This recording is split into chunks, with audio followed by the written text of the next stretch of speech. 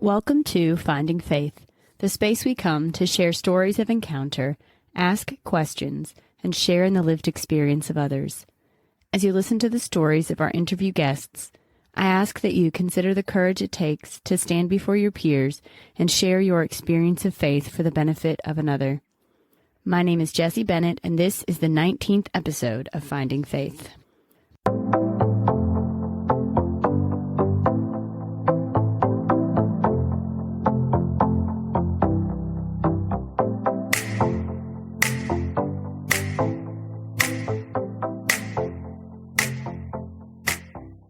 So today we have with us Jason Rigsby. Jason, why don't you tell us a little bit about yourself? I'm Jason Rigsby. I'm from the Bowling Green area. I grew up in an area called Rockfield, Kentucky, which is kind of on the Warren County, Logan County line. I went to Warren Central High School. I attended Western Kentucky University. I played football at Western. After that, I joined the Marine Corps. I served in the Marines for 6 years. After that, I got employment at the Warren County Regional Jail, where I'm the Chief Deputy of Operations. I'm directly underneath the elected official, the jailer. Jason's going to talk to us about his story of how he came to the church through RCIA. Jason, why don't you go ahead and tell us your story?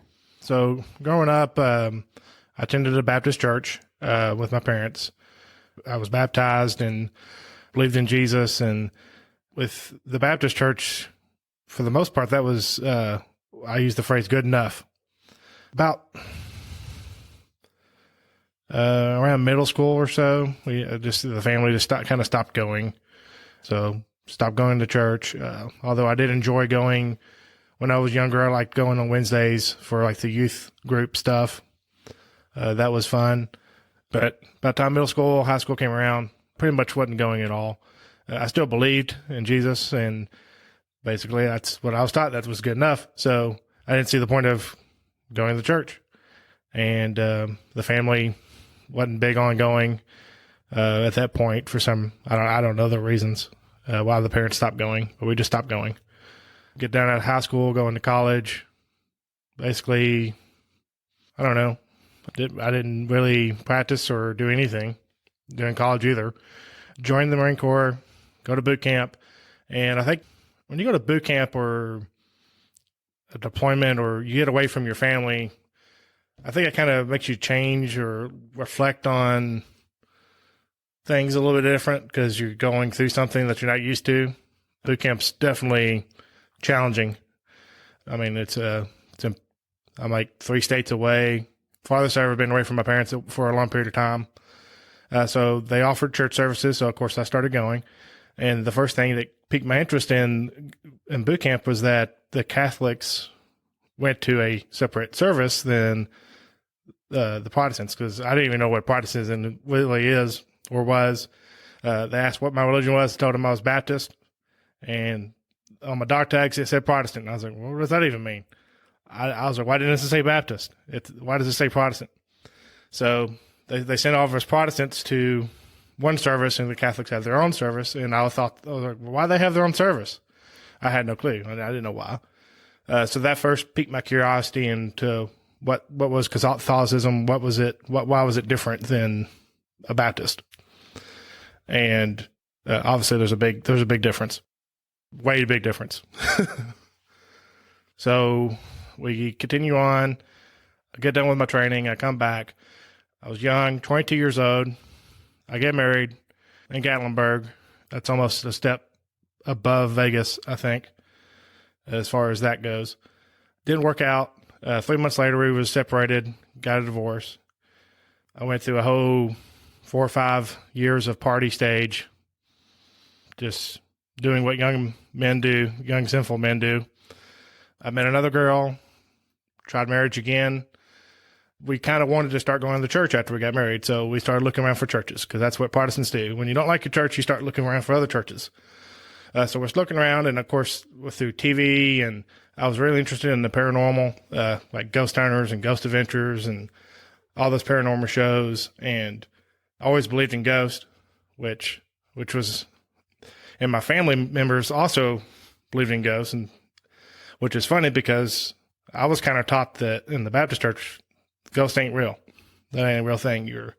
That's all made up. I'm like, but I believe that they were real. And went on a few investigations to like Waverly Hills and a couple of hospitals that were abandoned, and had some experiences there. And all that kind of just kept on piquing my curiosity, watching movies that had Catholic roles in them. I'm really a history nut too. So like I was always interested in the Crusades and about like, why did the Crusades happen? So I would always like movies that had those types of roles, and it would just keep piquing the curiosity about Catholicism and how it's different from what I was taught Christianity was. So eventually we decided that, hey, let's go to St. Joseph Catholic Church. And she had a little bit more knowledge about it. My second ex-wife, she had went through our RCIA before, but she didn't come into the church because her grandfather was Catholic, but he married a Baptist woman. So she knew a little bit about Catholicism because her grandfather was Catholic. So we went, and the first time I went to Mass at St. Joe's in Bowling Green, which is the most beautiful church in the diocese, in my humble opinion, probably in the state, I felt something. I don't know how to explain it other than I had the goosebumps, and I could tell something was there, spirit-wise. Something spiritual was there. And, the setting just couldn't be more perfect. The sun coming through the stained windows. There's the priest is chanting in Latin and still in the Sanctus. Yeah, it was during the Sanctus. That's when I felt something was there. Like, that's when I had the goosebumps and my hair was standing up on my arms. I was like, what is this? And I remember the scent of the incense was still in the air. It was just, I felt connected.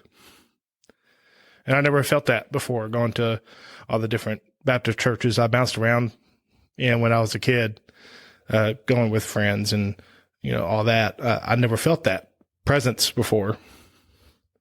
So I was hooked. So continue to go to the Mass. We go to RCIA, come into the church. Me and the second wife start having issues. We end up separating and getting a divorce. So I kind of fell out of the church again for about a year. And then that's when I met my current wife, Laura. Didn't know she was going to be that at the time. Met her. She was also Baptist, a preacher's daughter at that. And she had questions about Catholicism. So I'm like, well, I'm Catholic. I can teach you about what it is and like how the Mass is. And so we're talking, and I go out to Texas to see her on one of my vacations. And we go down to San Antonio to check out the Alamo. And there's a bunch of old Spanish missions there. And we're like going to check them out because they're old. And they're doing their Saturday vigil. So I'm like, hey, let's go check this out. And she was all not wanting to go, and finally talked her into going. And the big, loud, creaky door, I'm sure she had told y'all about. But we get in there, and I'm like telling her what's going on and what the priest is doing, and very moving. I mean, I just thought it was neat that her first Mass experience was in such an old, historic church like that. Kind of like St. Joe's was for me, because I think St. Joe's was built in the 1880s, I believe. I'll have to look that up. I don't know. I know it was built in the 1800s. So that was very moving for her to experience that. When she finally come back to Kentucky, she wanted to continue to go to Mass. And so we did. She started going to RCIA, and our relationship's getting more serious.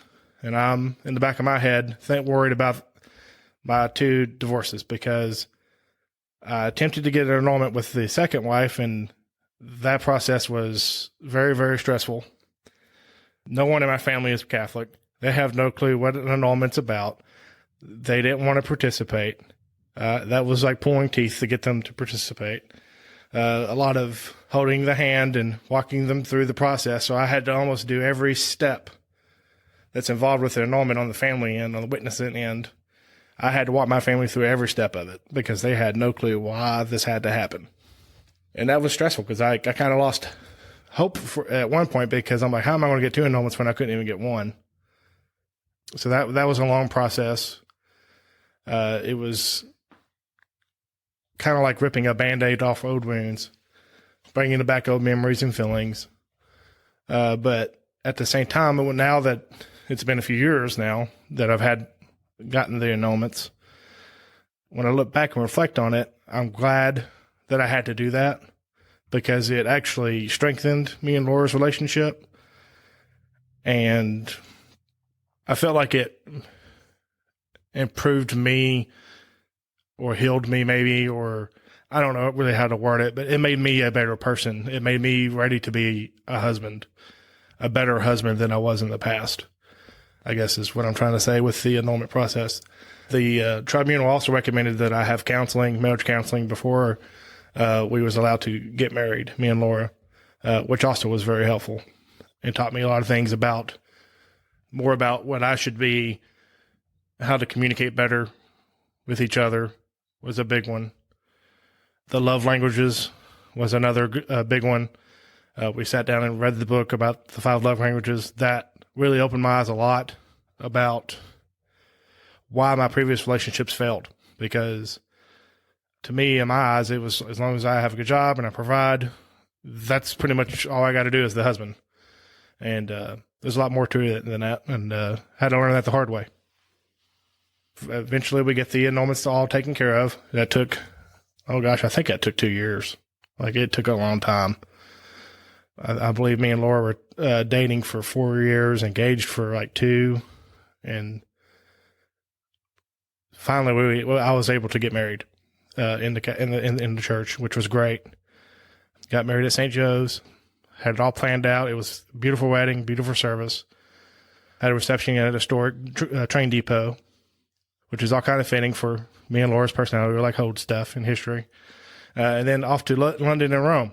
So got to go to one of the hearts of Catholicism and see all the basilicas, and go to St. Peter's and have our marriage blessed by the Pope, see all those historical sites, and it was great.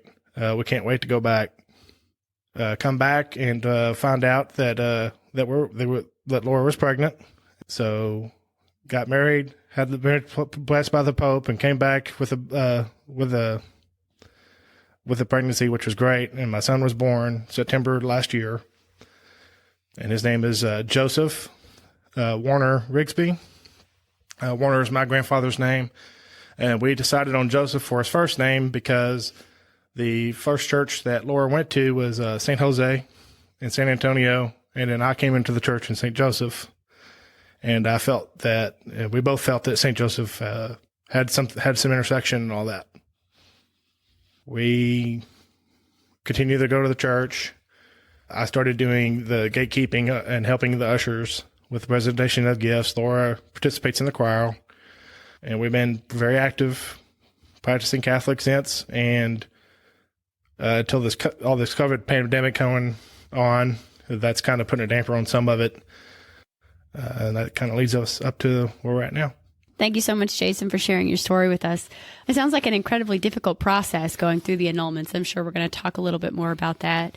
Is it all right if I ask you a few questions? Sure. That's actually one of the main reasons why I wanted to do this, was the talk about the annulments, because after the second divorce, I kind of was hopeless about the whole deal. Like, I'm never going to be able to really be a practicing Catholic, because, I mean, I'm never going to be able to get an annulment. Yeah. was my mindset. Like, I'll never get this, or never happen. And it was frustrating too, because I felt like I was, I guess, being punished for something that I did before I even knew how serious marriage was in the eyes of the church, in the eyes of God. And like, I didn't, like, I understood it was important and serious, but divorce was, well, it's not. It's, you know, it's one of those things and with the Protestant church, like, you shouldn't do it, but it's okay if you do. And, yeah. And you talked about your family, you know, the process. So I guess let's start at the beginning with Sure. the annulment process. Mm-hmm. What all do you need to do to get an annulment? Well, first you got to go talk to your priest, and he'll have a bunch of paperwork for you that you have to fill out. And it's got a long questionnaire, and you fill out all kinds of details about the relationship and the other person, like how it started, how it ended, any qualifying reasons why you feel like the marriage should be annulled. With the first one, I believe the main focus was that we entered into the marriage with one party not wanting to stay married. Obviously, if you get married and 3 months later your wife leaves and wants a divorce, she didn't, 3 months into it, that's kind of a red flag for she never intended to stay married. So I think that was the grounds for the first one. You had to fill out all that paperwork, and then you have to have witnesses fill out paperwork for both sides of the party. So you have to have it filled out for your side and your spouse's side. So then that was the hardest part for me, because it's like I can send one to my mom and dad, send one to my sister, and they're like, "What's this?" They get this in the mail. They don't know what it is. What's all this questions about y'all's relationship? And I'm like, well, they got to have it for the annulment process. And well, pretty much they got it in the mail the first time, and it got thrown in the trash. That's what happened. Because they don't know what you're talking about after, immediately after the second marriage. You said you tried at first to get an annulment. Yes. So that first time they just tossed it out. They pretty much tossed it out. Or it sat on a coffee table and got forgotten about. They don't understand what the process was. And of course, I send copies to her side of the family, which, they was also. I believe they were Baptist. I don't know. They weren't practicing or going to any kind of church either when I was dating their daughter. And so pretty much also clueless to the process. So pretty much I felt like, well, if they're not going to participate, then I can't get it done. Mm-hmm. Well, it turns out what you're going to have to do, you're going to have to go and make them participate as nicely as you can. So I guess, is that what happened the second time around? You had to show up on doorsteps? Show up on doorsteps. Hey, let's go out to dinner. Oh, while we're here, let's fill this out. I guess you got really good at explaining what an annulment was and what the process was. I assume everyone had questions. Yeah, they all had questions, and I had to explain, why I had to get this done. I had to explain, once I told my parents, hey, me and Laura can't get married in the church unless we get this done. Then they was on board, because then they knew this directly reflected my happiness. Mm-hmm. And once they understood that, then it was no problem getting mom and dad to participate and my sister to participate. After that point, that was easy on their end. It was getting the mutual friends of the other spouses to participate. That was a little bit more difficult, because sometimes you lose friends because of relationships when they break up. And that's kind of a awkward situation sometimes. So, but luckily I found enough witnesses to get them to participate. And I got the first one. Finally, that one took a while to get done. But then that moved, after that one was done, then it moved to the second marriage. So you had to have both of them annulled. I had to get both of them annulled, yes. So then we had to start this process all over again. With God bless you. Yeah, with the second wife. And, so this one was a little bit easier, though, because at least on her side, she understood it. She understood why we needed to get an annulment, because we tried to get an annulment ourselves so that me and her could actually be officially married in the church's eyes. And so she at least participated. And so that process wasn't as stressful, because I had already been through with it my family once. So, okay, we got to do this again, guys. And then so we did it the second time. The second time was a lot easier. So it was not as bad as the first time, because I already explained it to my family that we, what to do. And so we got that process done. Finally got, I can't remember what the official letter is. There's an official letter they have to send you saying that you received your annulment. And then usually the tribunal gives you they may give you something like you have to go participate and get. In my case, I had to go to counseling before I was able to get married again. And then luckily there's several therapists that work with the Catholic Church. So the cost was minimal. So that was nice. Went to talk to a therapist a few times just as myself, and talked a few times, both me and Laura. And that really helped us a lot, I think, in our relationship. At one point you talk about how going to the counseling helped prepare you to become a husband and to become a better person. it helped you with your communication skills, learning about each other's love languages. Can you just talk a little bit about how you felt like the counseling that you received benefited yours and Laura's relationship? Sure. I think the first thing, it was with the counseling. At first I was kind of a little bit, I guess, stonewalling it, stubborn about it. That's kind of what I do when I get angry or feel like I'm wasting my time, is I stonewall. So that's something the therapist pointed out. First off was like, hey, you're stonewalling. And, and so some of that comes back to, I went to boot camp. You're trained to suppress your emotions. It was 13 weeks if I couldn't even crack a smile at somebody or tell a joke. I actually got caught telling a joke one time, and that wasn't pleasant. So I had to tear down some of that wall, I guess, and open up with the therapist, and that helped me open up more with Laura too, to help show those emotions. That was one of the comments I think that was in the second ex-wife's annulment process, was that I was like a robot. It was one of the descriptors of me. It was like I was emotionless. And I think that a lot of that was just kicking back to what I was trained and know, was to block out those emotions. Our brains have like super highways that whenever we start to feel or act in a certain way, they immediately go to, how have we been trained to deal with this in the past? And if you went through, like you said, 13 weeks of boot camp where you're told to suppress, stop emotion, it makes sense that that's exactly where your brain would go. Yeah. So a lot, and I quickly found out that's not healthy. Like, you really shouldn't be doing or helpful in a relationship. I think it's maybe helpful in the situation that the Marines are trying to prepare you for. Oh, exactly. Not in a relationship. But not in a relationship. Especially a marriage relationship. Exactly. I had to learn, hey, I'm not in boot camp, or I'm not, about to go to war or anything. Marriage is not supposed to be war. I'm sure some people may argue with that, but it's not supposed to be war. If you're doing it right, there might be fights, but there shouldn't be a war. Yeah, there shouldn't be a war. So that was one of the first things the therapist addressed was, you got to stop stone running. You have to open up. You got to talk about things. Yeah, you got to talk about things. You have to open up. We also, talked about like traumatic things that's happened in my past. Interesting. One of the things that bothered me was actually when I played football in high school, and I was playing football and we were winning, doing fine, but I kept getting a holding call from this one ref, and I'm like, I'm not holding this guy.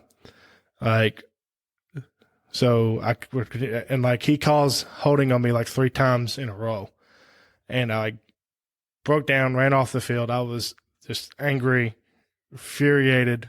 I felt like I had no control, and apparently that traumatized me. Something I loved. I mean, I loved playing football, but I felt like I had lost all control. Like I was getting called on, and I wasn't breaking the rules, and that infuriated me. And so apparently I guess that developed some kind of complex of losing control. And if I don't have the control, I get angry. And I don't really see myself as a controlling person, but when I don't like losing control, I guess is what I'm getting at. Kind of difficult to explain. Well, I think there's a difference between being in control of yourself in a situation and being in control of people. And it sounds like you like to be in control of yourself in a particular situation or in all situations. Yeah, I think that's a good way to put it. So I think from the control aspect, I learned you can let down the wall and you can allow yourself to feel emotions, but not let your emotions control you. That was a toxic trait I think she helped me work through. And every now and then Laura has to call it out, like, hey, you're stonewalling, like, stop. And so first I had to take a second, agree that, yeah, she called me out, I'm stonewalling, I'm shutting down, because that was my way of controlling it. Like, if I stop and I shut down and just let whatever happen, whatever you want to do is fine, which is not fair to the relationship either, because it should be a two-way street, not just a one-way. And I was used to letting the others, once I stonewalled, I would, just do whatever they wanted, because to me it wasn't worth fighting over, and that wasn't a good trait. I shouldn't have been doing that. And I honestly wonder sometimes if all couples couldn't benefit from going through a little bit of like marriage counseling. Oh, yes. Not that everybody's in distress and about to be on the brink of divorce, but I think honestly, by the time it gets to that point, it could be too late. Many couples wait until they're on the brink of divorce, and then they do, or they don't, or they wait till after divorce. So I think, my husband's a therapist, so it could be self-serving, I don't know, to say something like that. But you're right. The diocese does have some amazing programs through CAP, where they've partnered with therapists from across the diocese to be able to provide affordable counseling services to families, to couples who are in need of it. And so honestly, I think we could all maybe benefit from a little bit of marriage counseling to learn those types of things about ourselves, because communication styles, love languages, both of the things you mentioned are so important in a marriage. Yes, they are. I totally agree with that. I feel like that's probably the biggest shortage in America today is there's not enough priests, there's not enough therapists. Especially right now. So going to the therapy helped because we didn't have a bad relationship, but our relationship's great. We're wanting to get married.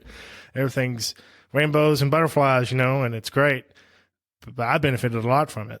And I was surprised. I'm not going to, I was going to it, with a little sarcasm and skepticism. Like, I don't need the therapy. There's nothing wrong with me mentally. So it shined some lights on some things I didn't think about. And it sounds like it gave you both some tools to be able to work through that. You now have a common language of your stonewalling. And so she can say that. And now you know how to respond to that and how to work through that on your own. So if nothing else, it gave you both some tools. Exactly. Because I think previously I probably just would have got angry at that kind of comment. Mm-hmm. And now that I know if she says, she's calling me out about my stonewalling, I know she's not doing it to make me angry. She's doing it to bring it to my attention. So I stopped doing it. Now, you got to have the communication or the whole thing breaks down. It just does. You got to have it. You don't always, sometimes you can agree to disagree on things. We have to agree to disagree on some things sometimes. So you finally were able to get both of your previous marriages annulled. Mm-hmm. You and Laura able to get married. Yeah. You mentioned that you felt very hopeless at the beginning of this process. So once it was finally done and through and kind of behind you, how did you feel about that? Relieved. Mm-hmm. Like, I felt like I was kind of like carrying around this sin almost it was finally lifted off my back. The whole annulment process was kind of like a giant confession of my previous life before coming into the church, explaining all these relationships and how they went bad. Like, that's the best way. I pretty much did a giant confession and had to put it all on paper. That's pretty much what the whole process was like. And it was so relieving to finally have that behind me. So what would you say to someone who's in that place of despair that you had previously been in, who's looking at this, needing a declaration of invalidity to get married, who's worried, hopeless / not understanding what it is, why this is? What would you say to them if you could talk to them? I would say don't let it. If you have to go through an annulment process in order to enter the church, don't let it discourage you. Annulment's a sticky business. I would at the best, and it's very time consuming. But give it to God. That's the one I have to tell you. Like, I pretty much had no faith that I would be able to do it, and when I was like, you know what, if this is God's will, it's going to happen.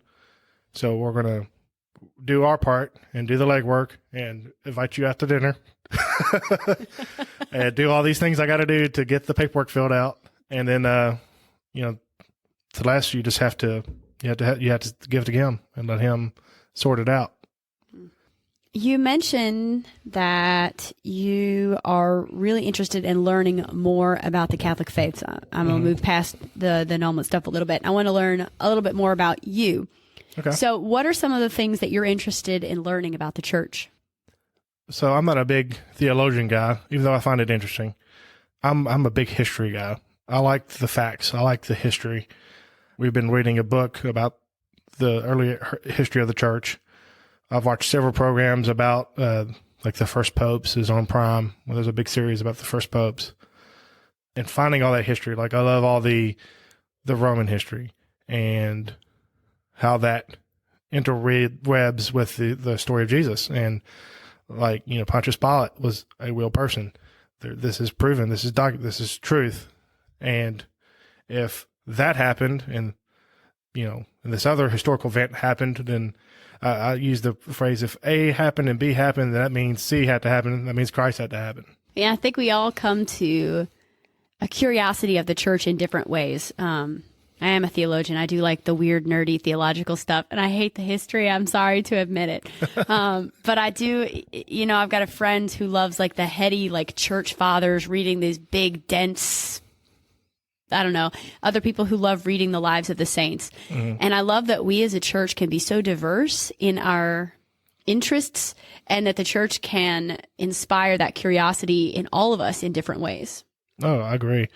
I feel like Laura's probably the more of the, like, I kind of gave her the introductory course to Catholicism, and now she's like working on a master's of theology over there. She's a lot more versed in the canon and the theological part of it, whereas I'm more like, let's learn about the Crusades. And I find all that stuff. But the interesting part about it is sometimes I can tie what I know with the history and tie it to the theology and be like, that makes sense. Like why that happened and how it happened makes sense in my head with my historical fact that I know. Like, with we was just finished up the chapter about Constantine and all that. Like this, it all makes sense about why he converted. Like that makes sense to me now. Yeah. Because I know why he needed to. And that's interesting. As much as I don't like history, I think it's more just because I find it boring, but I do see the importance of it, like you said, and especially in showing, because it shows us where we've been, where we've come from, and we can't truly appreciate what we have now without knowing what happened before. Exactly. So knowing that history, the lives of the saints, knowing what the church has been through does give us a better appreciation for what the church looks like today and why it looks like what it looks like today. Yeah, exactly. A couple of those chapters that we're getting into, I can't remember the documents that they quote, but they're talking about like the order of Mass was pretty much documented on paper, like in 100 AD. And I'm like, I believe that was in the Didache, maybe? The Didache, that's it. And I'm like, that's crazy. We have this on paper from 100 AD. Mm-hmm. Like, how can you say this is not the proper way to practice? Like to me, like that's what sold it for me. Like the fact, this is 100. This is almost 2,000 years old. Mm-hmm. Documented how pretty much the order of the Mass should be should be done. But you can't argue with it. And it's hard to argue with that. Yes. Very good. Well, thank you so much, Jason, for sharing your story with us and being willing to be vulnerable and talk about the annulment process. I know that couldn't have been easy, and maybe with some time that's been easier to discuss, but the process itself probably had to be pretty painful. It was. And for a long time, I was embarrassed about it. Like, I'm not going to lie. No one wants to brag about being divorced twice at 20. I think I was 27. I had already had 2 divorces, and I was like, yeah, that's damaged goods written all over it. And, but luckily, through some healing and some growing, I got through it all. Mm-hmm. And I think anyone else can. And it's such a beautiful story. Thank you so much, Jason. Oh, you're welcome. And thank you all for listening here today. If you are interested in hearing more stories of finding faith and encountering, tune in next week to hear from our next guest. And if you have any questions or need someone to journey with or would be interested in sharing your story, please contact me at findingfaith123@gmail.com.